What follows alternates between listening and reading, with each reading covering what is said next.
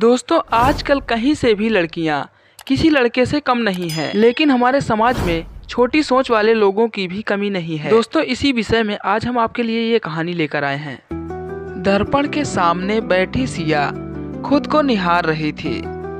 आसमानी रंग की शिफॉन की साड़ी, गले में मोतियों की माला, कानों में मैचिंग ईयर रिंग्स और हाथों में पतली पतली सोने की चूड़ियां पहने हुए सिया बिल्कुल आसमान से उतरी हुई परी के समान लग रही थी।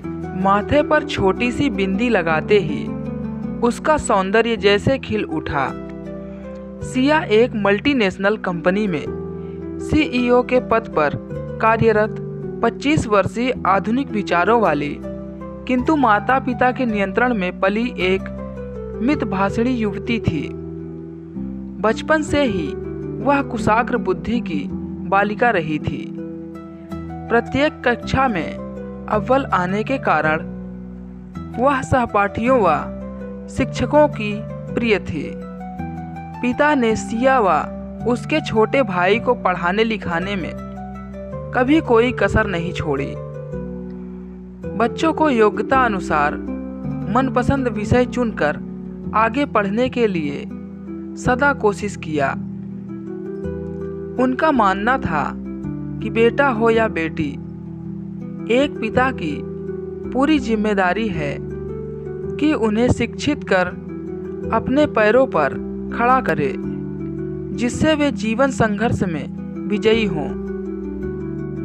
तो आज सज संवर कर सिया के तैयार होने का प्रयोजन यह था कि उसे लड़के वाले देखने आ रहे थे। सिया के रूप गुण की चर्चा उसके पिता के एक मित्र ने अपने किसी अन्य उद्योगपति मित्र के समक्ष की, जो अपने बड़े बेटे के लिए योग्य लड़की तलाश रहे थे। सुनते ही उन्होंने लड़की देखने का कार्यक्रम बना लिया। समय पर लड़के वाले आ गए।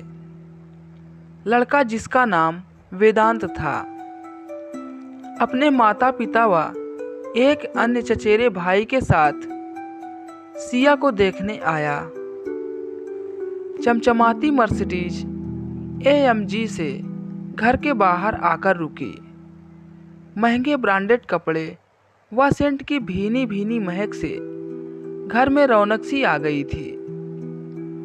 माँ रसोई घर में मेहमानों की आव भगत की तैयारी में लगी थी।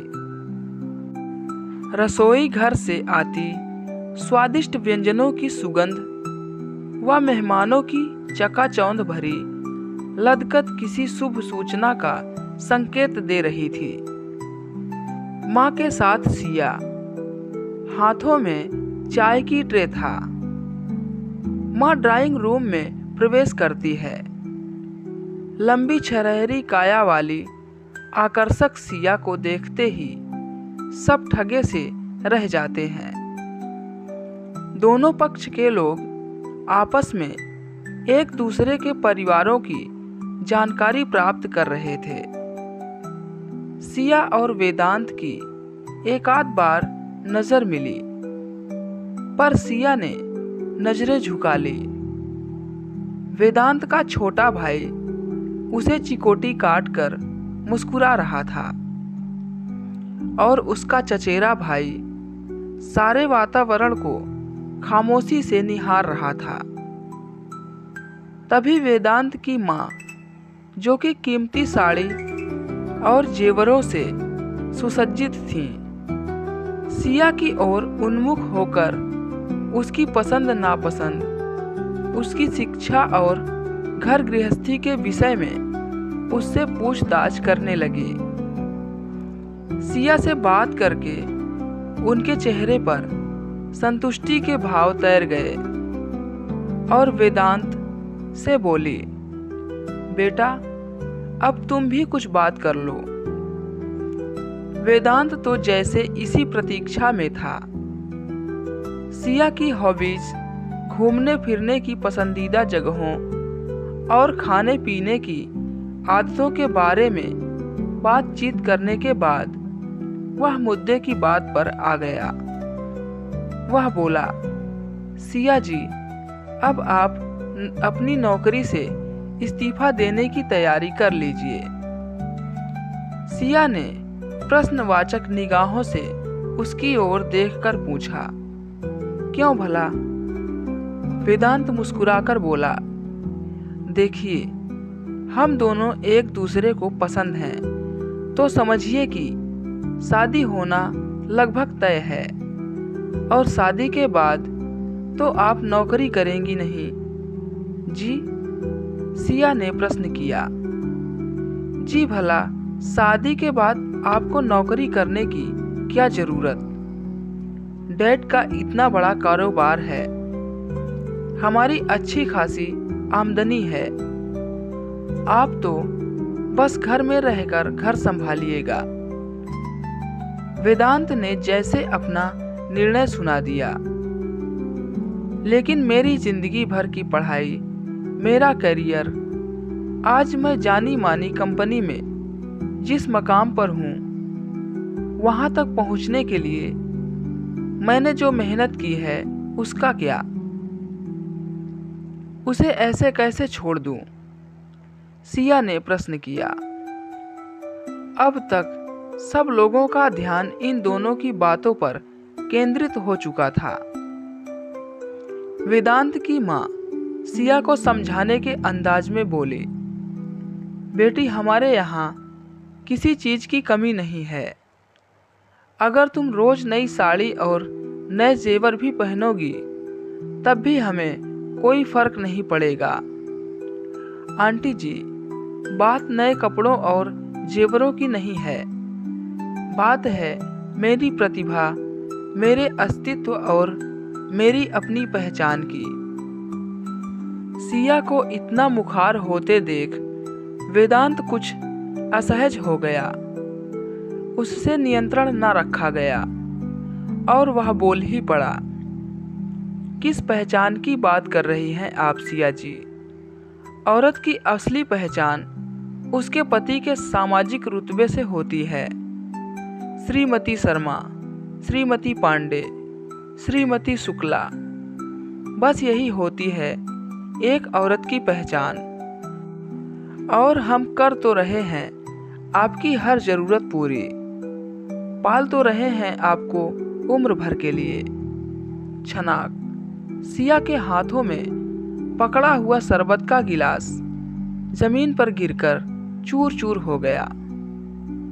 वेदांत की इस संकीर्ण मानसिकता से आहत हुई सिया ने खड़े होकर तत्काल उत्तर दिया,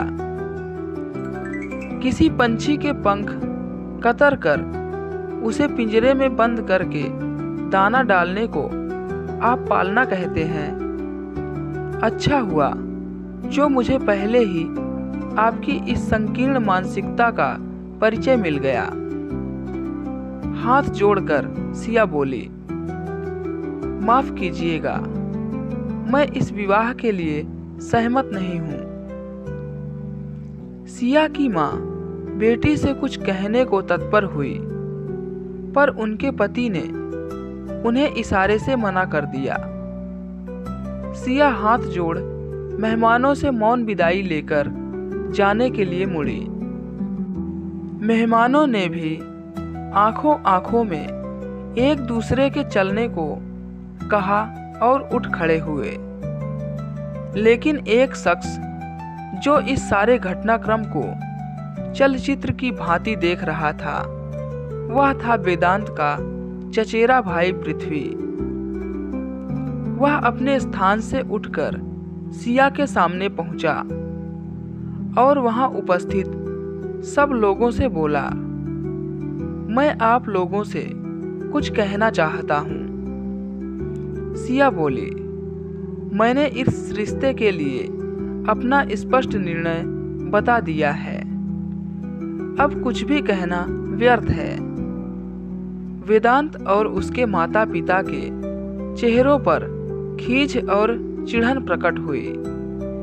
पृथ्वी बोला, सिया जी, मैं आपसे इस रिश्ते की नहीं अपितु कुछ और बात कर रहा हूँ। मैं एक डॉक्टर हूँ, 2 साल पहले मैंने प्रैक्टिस शुरू की है। यदि आपकी व आपके परिवार की सहमति हो तो मैं आपका जीवन साथी बनना चाहूँगा। सब लोगों के चेहरों पर हैरानी के भाव उभरे। वेदांत गुस्से से एक कदम आगे बढ़ा, पर उसके माता पिता ने उसे रोक दिया।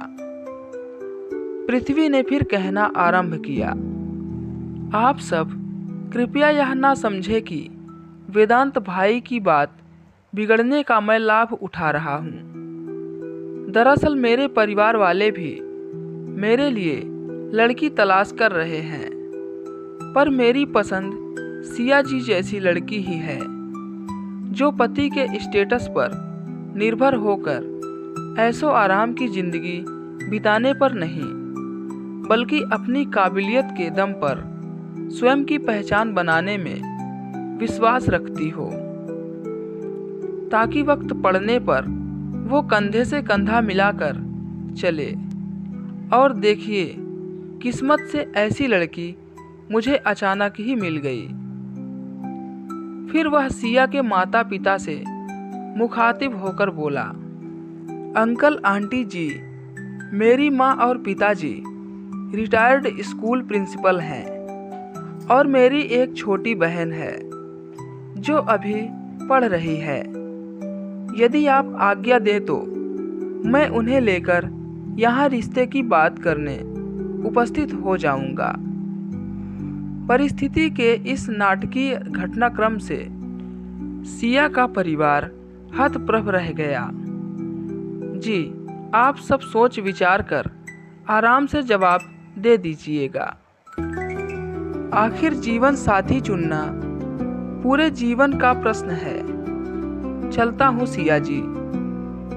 पृथ्वी जाने लगा। वेदांत और उसके परिवार वाले तो पहले ही वहां से जा चुके थे। सिया के पिता ने प्रश्नवाचक दृष्टि से सिया व उसकी मां की तरफ देखा। सिया ने मुस्कुराकर धीरे से हाँ में गर्दन हिलाई और मां के गले लग गई। सिया के पिता ने पृथ्वी के हाथ थामकर कहा, बेटा अगले हफ्ते अपने माता पिता को हमसे मिलाने ले आओ। पृथ्वी के चेहरे पर मुस्कान तैर गई। उसने सिया को देखा तो सिया ने शर्मा कर गर्दन झुका ली। दोस्तों, ये कहानी आपको जरा सी भी इंटरेस्टिंग लगी तो वीडियो को एक लाइक ज़रूर करें, और अगर आप हमारे चैनल पे नए हैं तो चैनल को सब्सक्राइब ज़रूर करें।